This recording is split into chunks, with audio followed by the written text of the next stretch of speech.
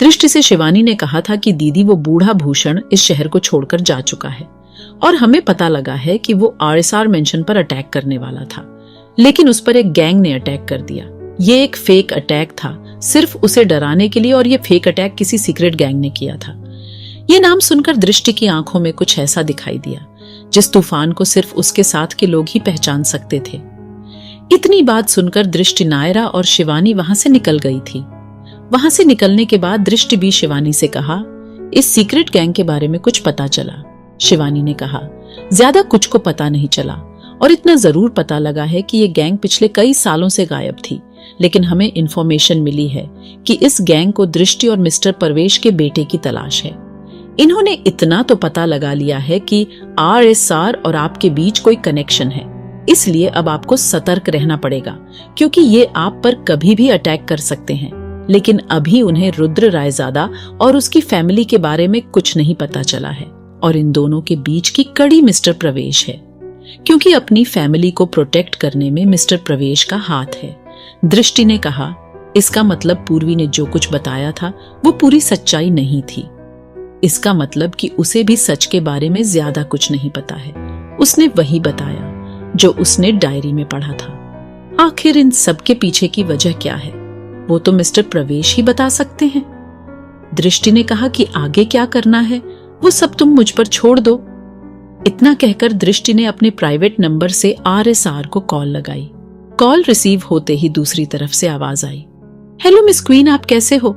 Miss queen ने कहा, अब ब्लैक ड्रैगन के सामने आने का वक्त आ गया है। शिकारी हर तरफ से तुम्हारी फैमिली को घेर रहे हैं, और जो भी तुमसे रिलेटेड है वो सब इस वक्त एक खतरे में फंस चुके हैं। RSR को समझ नहीं आया कि मिस क्वीन कहना क्या चाहती है, पर वो इतना जरूर समझ गए थे कि बात बहुत ज्यादा सीरियस है। नहीं, वो सीधा ब्लैक ड्रैगन का नाम नहीं लेती। रुद्र बात करते हुए बालकनी की तरफ चला गया था। विक्रम ने RSR के बदलते एक्सप्रेशन को देख लिया था। मिस क्वीन ने RSR से आगे कहा, तुम्हारे 5 स्टार होटल पर अटैक करने वाली सीक्रेट गैंग थी। ये सुनकर मिस्टर RSR ने गुस्से से बालकनी में लगी रेलिंग को टाइट पकड़ लिया। मिस क्वीन ने कहा कि उन्हें दृष्टि और रुद्र रायजादा और उसकी फैमिली की तलाश है। तुम्हारी फैमिली तब तक सुरक्षित है जब तक उन्हें परवेश रायजादा का पता नहीं चल जाता, लेकिन उन्हें ये जरूर पता है कि वो लड़की RSR मैनसन में है, जिसे वो इतने सालों से तलाश कर रहे थे। अच्छा, यही होगा कि अब तुम अपनी फैमिली को कहीं और शिफ्ट कर दो, क्योंकि दिल्ली शहर का मौसम कुछ घंटों में बदलने वाला है। RSR मिस क्वीन की बातों को हमेशा सीरियस लेता था, इसलिए वो जल्दी से वहां से निकल गया। उसने शेर सिंह को कॉल की। शेर सिंह ने कहा, बॉस, मैं आपको ही कॉल करने वाला था। मुझे पता चल गया है कि हमारे होटल पर किस गैंग ने अटैक किया था। RSR ने कहा, वो सीक्रेट गैंग थी। RSR की बात सुनकर शेर सिंह के पैरों के नीचे से जमीन खिसक गई थी। वो तो यही सोच रहा था कि RSR को सब कुछ पहले ही कैसे पता चल जाता है। वो तो ये सोचकर खुश हो रहा था कि उसकी इतनी अच्छी और फास्ट इन्वेस्टिगेशन देखकर आज बॉस जरूर खुश होंगे, पर ऐसा तो कुछ नहीं हुआ। उल्टा उन्होंने ही मुझे शॉक दे दिया। शेर सिंह ने RSR से कहा, तो बॉस बताइए आगे क्या करना है? RSR ने कहा कि वक्त आ गया है फैमिली की सभी लेडीज, बूढ़ों और बच्चों को फॉरेस्ट मेंशन के अंडरग्राउंड टनल वाले सेफ हाउस में शिफ्ट करने का। तुम जल्दी से पूरी फैसिलिटी का इंतजाम करो। दोपहर तक पूरी फैमिली शिफ्ट हो जानी चाहिए। इतना कहकर RSR ने कॉल डिस्कनेक्ट कर दी। शेर सिंह ने अनिल को कॉल करके सारी सिचुएशन बता दी थी। अनिल ने कहा, बॉस, आज तक मैं भी कभी उस अंडरग्राउंड टनल में नहीं गया हूँ। बॉस, क्या आप यहाँ नहीं आ सकते? मुझे अकेले डर लग रहा है, मैंने कभी उस जगह को नहीं देखा है। शेर सिंह ने कहा, ठीक है, तुम इंतजार करो, मैं आधे घंटे में वहां पर आता हूँ। शेर सिंह ने अपने आदमियों को सभी इंपॉर्टेंट चीजें जो सरवाइव करने के लिए जरूरी होती है उनका इंतजाम अपने आदमियों से करने के लिए कहा, और का सभी चीजों को चॉपर में लेकर आ जाओ। याद रहे, बच्चों के लिए भी हर चीज चाहिए। कुछ ही मिनट्स में सभी अपने अपने काम में लग गए थे। शेर सिंह ने जाकर अनिल के साथ उस रहस्यमय टनल का डोर ओपन किया। उसका डोर स्टेनलेस स्टील से बना हुआ था, जिसकी मोटाई 1 मीटर थी। उस डोर पर बड़े से बड़े ब्लास्ट का भी कुछ असर नहीं हो सकता था। डोर ओपन होते ही वहां पर एक लग्जरी बस थी, जिसमें एक साथ 150 लोग आ सकते थे। शेर सिंह के साथ सभी गार्ड्स उस बस में बैठ गए। शेर सिंह ने उसका स्टार्ट बटन प्रेस किया। उसके बाद वो बस ऑटोमेटिक सिस्टम एक्टिवेट होने के बाद आगे बढ़ने लगी। सभी लोग 30 मिनट की ड्राइविंग के बाद एक अलग ही जगह पर पहुंच गए थे। वो जगह चारों तरफ से पहाड़ों से घिरी हुई थी और उस जगह पर बीचों बीच एक बड़ा सा मैदान था। कुछ दूरी पर एक बड़ा सा मैदान साफ साफ दिखाई दे रहा था।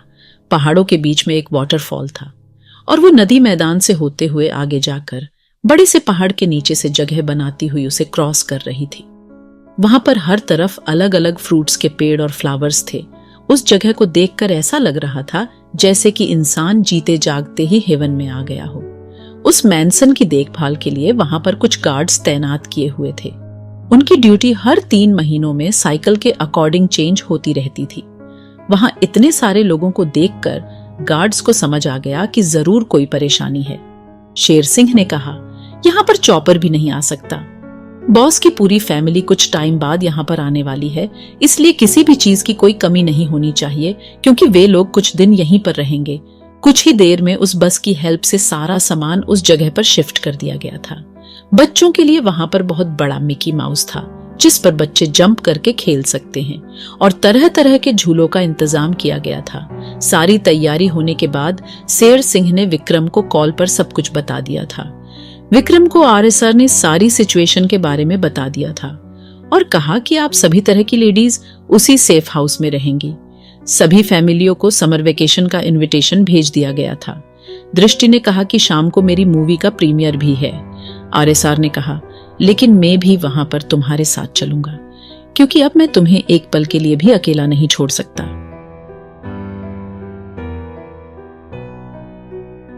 दृष्टि ने कहा, आरएसआर के लिए कहीं भी जाना कौन सा मुश्किल है, वो तो कहीं भी चीफ गेस्ट बनकर जा सकता है। उसे तो पहले ही पता था कि उसकी वाइफ ब्रिलियंट है। उसने विक्रम को कॉल करके कहा कि मुझे आज शाम को दृष्टि के मूवी प्रीमियर में जाना है और तुम भी मेरे साथ चलोगे। आरएसआर को विक्रम से पूरी बात शेयर करने की जरूरत नहीं थी। वो इतने में ही समझ जाता था कि आरएसआर क्या चाहते हैं। उसने शशांक को कॉल करके कहा कि बॉस आज संतोष बेदी के मूवी प्रीमियर में चीफ गेस्ट बनकर आना चाहते हैं और इस बात की खबर मीडिया तक नहीं पहुंचनी चाहिए, नहीं तो बॉस का गुस्सा तुम जानते ही हो। तुम्हें याद है ना पिछली बार पार्टी में क्या ड्रामा हुआ था? शशांक ने जल्दी से हड़बड़ाते हुए कहा, यार तू मुझे क्यों हार्ट अटैक देता रहता है? ठीक है, मैं अभी इंतजाम करता हूँ। उसके बाद शशांक ने संतोष बेदी को फोन करके बताया कि मैंने तुम्हारे मूवी प्रीमियर में मिस्टर आरएसआर को as a chief guest invite किया है। यह सुनकर संतोष बेदी की खुशी का ठिकाना ही नहीं था। तभी शशांक ने कहा, याद रहे इस बात की खबर मीडिया तक नहीं पहुंचनी चाहिए, नहीं तो तुम मिस्टर आरएसआर का गुस्सा जानते ही हो। संतोष बेदी ने शशांक से कहा, थैंक्स यार, मैंने तो सोचा भी नहीं था कि दुनिया की इतनी बड़ी शख्सियत मेरे छोटे से मूवी प्रीमियर में चीफ गेस्ट बनकर आएंगे। यार ठीक है, तुम भी टाइम पर पहुंच जाना और तुम्हारे साथ सुपरस्टार शिवम भी आ रहे हैं ना? शशांक ने हाँ बोलकर कॉल को डिस्कनेक्ट कर दिया। उसके बाद डायरेक्टर संतोष बेदी ने अपनी असिस्टेंट रिवा को कहा कि तुम में अभी मूवी प्रीमियर की और तैयारियां करनी पड़ेंगी और याद रखना सिक्योरिटी को डबल कर देना और जो पहले वीआईपी सिटिंग अरेंजमेंट किया गया था उसमें भी कुछ चेंज करना पड़ेगा। उन वीआईपी शीट्स के बीच में एक वीवीआईपी शीट का इंतजाम करो। रीवा को समझ में नहीं आ रहा था कि डायरेक्टर अचानक से इतना चेंज क्यों करवा रहे हैं, क्योंकि प्रीमियर का सारा अरेंजमेंट हो चुका था और अब दोबारा से ये सब करने में काफी टाइम लगने वाला था। रीवा ने कहा, डायरेक्टर सारा अरेंजमेंट तो हो चुका है और अब और हाई क्लास का इंतजाम करने के लिए काफी पैसे खर्च होंगे। डायरेक्टर ने कहा कि पैसे की चिंता तुम मत करो, आज तुम्हें पता है हमारे इस मूवी प्रीमियर में कौन चीफ गेस्ट बनकर आ रहे हैं? रीवा ने पूछा। सर कौन आ रहे हैं? डायरेक्टर संतोष बेदी ने कहा, आज मिस्टर आरएसआर हमारे चीफ गेस्ट बनकर आ रहे हैं। इतना सुनकर रीवा तो अपनी जगह पर फ्रीज ही हो गई। उसने हकलाते हुए कहा, सर आप मजाक तो नहीं कर रहे हो ना? क्योंकि आज तक मिस्टर आरएसआर को किसी भी मूवी प्रीमियर में नहीं देखा गया है। अभी वो दोनों बात ही कर रहे थे कि तभी शशांक की कॉल दोबारा आई। कॉल रिसीव होते ही शशांक ने कहा कि मिस्टर आरएसआर को बिल्कुल भी पसंद नहीं है कि तुम उनके लिए औरों से अलग वीवीआईपी अरेंजमेंट करो, इसलिए इस बात का ध्यान रखना तुम्हारे प्रीमियर की तैयारी जैसी है उनको वैसे ही रहने देना, क्योंकि मिस्टर RSR का नेचर बिल्कुल अलग है। उन्हें भी VIP ट्रीटमेंट बिल्कुल भी पसंद नहीं है, लेकिन हाँ, सिक्योरिटी का खास ध्यान रखना और ये भी याद रखना कि उनके सामने किसी को बिना वजह कोई परेशानी न हो। संतोष बेदी ने कहा, ठीक है यार, जैसा तो बोल रहा है वैसा ही होगा। अगर कोई और भी बात हो जो बहुत ज्यादा इंपॉर्टेंट है तो उसे भी याद करके जरूर बता देना, क्योंकि हम नहीं चाहते कि RSR को किसी भी वजह से गुस्सा आए। शशांक ने अपने आप से ही कहा, यार एक बहुत बड़ी वजह है, लेकिन मैं चाहकर भी तुझे बता नहीं सकता, इसके लिए सॉरी यार, और मुझे यकीन है कि तुम्हारे प्रीमियर में ऐसा कुछ नहीं होगा। संतोष बेदी की आवाज आई कि शशांक, यार अब तुम क्या सोचने लगे? तभी शशांक ने होश में आते हुए कहा, मेरा मतलब है कि याद रखना, कोई भी बिना वजह का झगड़ा उनके सामने न हो।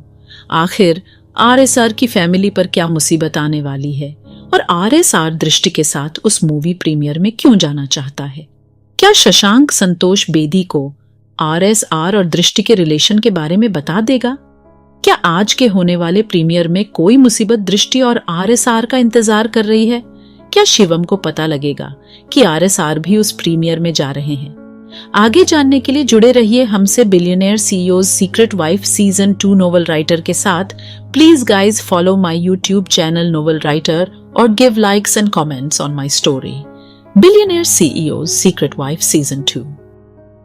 बेंगलुरु शहर का एक बड़ा सा मैंसन जिसमें काफी खूबसूरत गार्डन था, आज वहां का मौसम भी काफी अच्छा था। मैदान में 5 से ज्यादा ब्लैक सूट में आदमी खड़े हुए थे।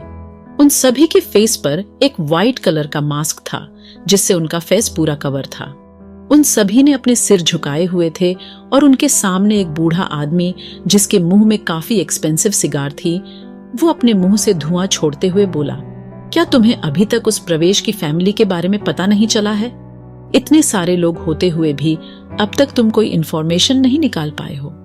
उस बूढ़े आदमी ने आगे अपनी दमदार आवाज में कहा, क्या तुम निकम्मों पर यह काम हो भी पाएगा या नहीं? तुम जैसे बेवकूफ मैंने आज तक नहीं देखे हैं जिसकी हमें बरसों से तलाश है। क्या तुम उस वर्धन फैमिली की लड़की के बारे में भी पता नहीं लगा पाए? मैंने तो सुना है कि वो RSR मैंसन में है।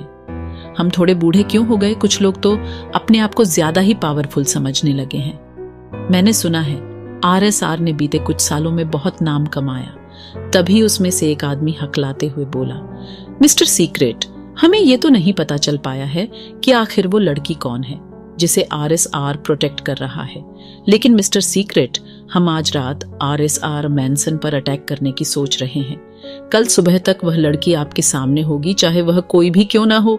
पर बोस, हमें एक ही चीज का डर है कि इस RSR के पीछे दुनिया के 2 सबसे पावरफुल लोग हैं। मिस्टर सीक्रेट ने कहा, आखिर हमसे ज्यादा पावरफुल इस दुनिया में कौन आ गया? तभी उस आदमी ने डरते हुए कहा, मिस्टर सीक्रेट, मिस क्वीन और ब्लैक ड्रैगन उसके पीछे हैं जो उसकी ढाल बनकर खड़े हुए हैं। भी उस पर अटैक किया है, वो जिंदा नहीं बचा है। अच्छा, ये मिस क्वीन वही है ना जिसने कुछ सालों पहले लंदन की हवाओं का रुख बदल दिया था? तभी उस आदमी ने कहा, मिस्टर सीक्रेट, वो बात तो काफी पुरानी हो गई है। अब जो खबर हमें पता चली है वो मिस्टर भूषण और उसके भाई से रिलेटेड है। उसका भाई डेविल गैंग का लीडर था। मिस्टर सीक्रेट डेविल गैंग का लीडर उस लड़की को तलाश करते हुए गलती से मिस क्वीन से टकरा गया था। सुनने में आया है कि उसने अकेले ही उन 400 आदमियों को गायब कर दिया था। आज तक भी उनका कुछ पता नहीं चला है कि वह सभी लोग कैसे मारे गए थे। मिस्टर सीक्रेट, ये भूषण भी उस लड़की से बदला लेने के लिए फॉरेस्ट में गया था, पर इसकी हिम्मत नहीं हुई कि वह उस फॉरेस्ट में आगे बढ़ सके।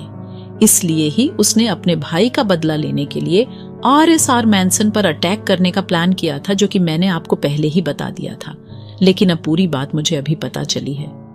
मिस्टर सीक्रेट ने हंसते हुए कहा, जिस हिसाब से तुम उस लड़की के बारे में बता रहे हो जो कि मिस क्वीन है, इसका मतलब यह लड़की वाकई में ही दमदार है। और इस ब्लैक ड्रैगन के बारे में तुम्हें क्या पता है? उस आदमी ने कहा कि मिस्टर सीक्रेट ब्लैक ड्रैगन के बारे में कोई कुछ नहीं जानता। बस सभी को इतना पता है कि एक बार उसके माफिया के आधे लोगों को खत्म कर दिया था, वो भी इसलिए क्योंकि उन्होंने RSR पर अटैक करने की भूल कर दी थी। और दूसरी बात यह है कि ब्लैक ड्रैगन और RSR दोनों ही एक नाथ के स्टूडेंट हैं। इसके अलावा इन दोनों में कोई रिलेशन अब तक पता नहीं चल पाया है। मिस्टर सीक्रेट ने हंसते हुए कहा, अभी तक इन दोनों का मुकाबला गीदड़ों से हुआ है। इन्हें पता नहीं है कि 9 स्टार ग्रेट ग्रैंड मास्टर की पावर क्या होती है। मेरी बूढ़ी हड्डियों में भी जंग लग चुका है, अब जाकर कोई मुझे इंटरेस्टेड लगा है। मैं भी तो देखो इन दोनों बच्चों में आखिर कितना दम है। इन्हें नहीं पता कि शेर बूढ़ा ही क्यों ना हो जाए, पर वो शिकार करना नहीं भूलता।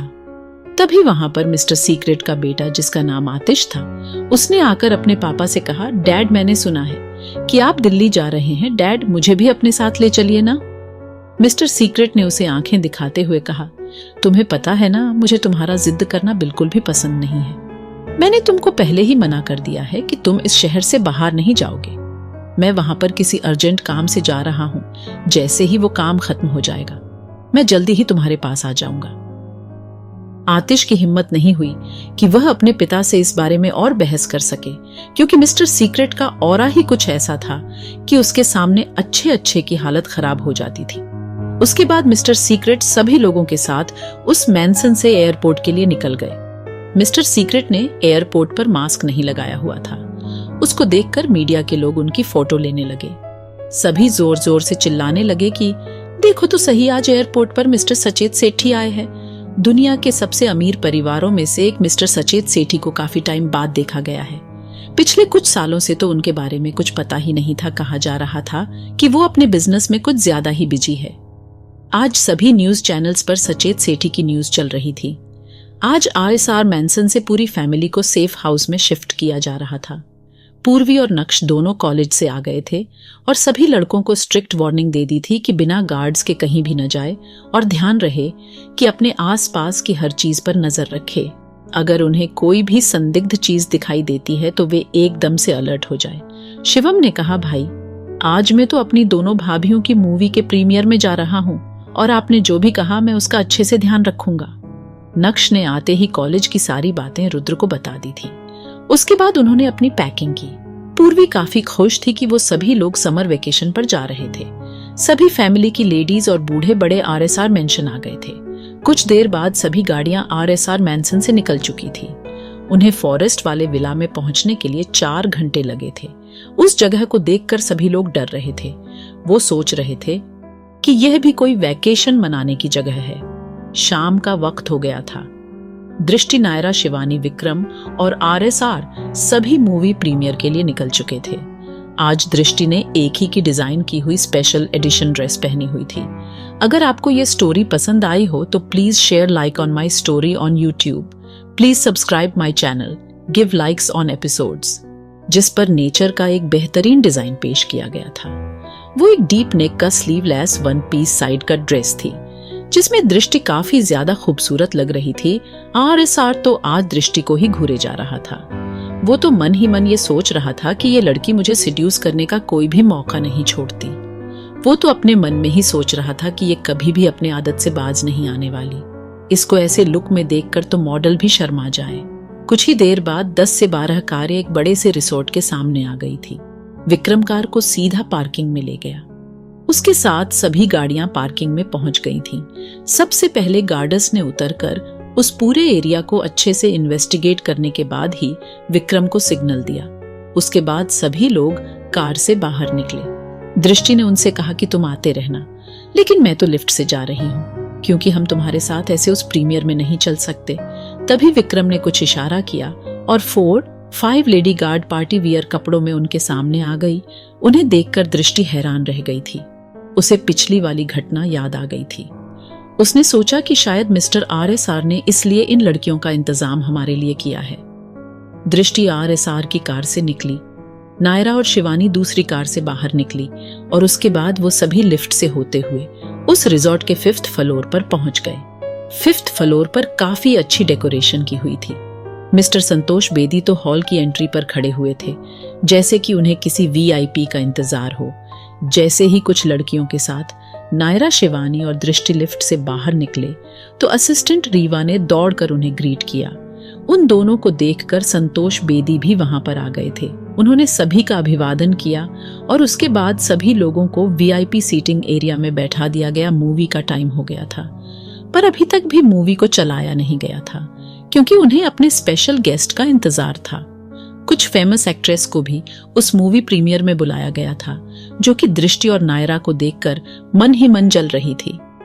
लेकिन वो चाहकर भी उन तीनों को घूरने के अलावा कुछ नहीं कर सकती थी क्योंकि वहां पर सबकी सिक्योरिटी का काफी अच्छा इंतजाम किया गया था। इतने सारे गार्ड्स को देखकर उन्हें तो ये ही समझ में नहीं आ रहा था कि आज मूवी का प्रीमियर ही है या डायरेक्टर संतोष बेदी किसी जंग की तैयारी कर रहे हैं। अभी वो तीनों कुछ लड़कियों के साथ अंदर ही गई थी कि तभी वहां की सिक्योरिटी गार्ड्स एकदम से अलर्ट हो गए, क्योंकि वहां पर मिस्टर RSR की एंट्री हो चुकी थी। वो लिफ्ट से होते हुए 5th फ्लोर पर पहुंच गई थी। शशांक और शिवम अभी तक नहीं आए थे। लिफ्ट ओपन होते ही एक हैंडसम सा आदमी मास्क लगाए हुए लिफ्ट से बाहर निकला।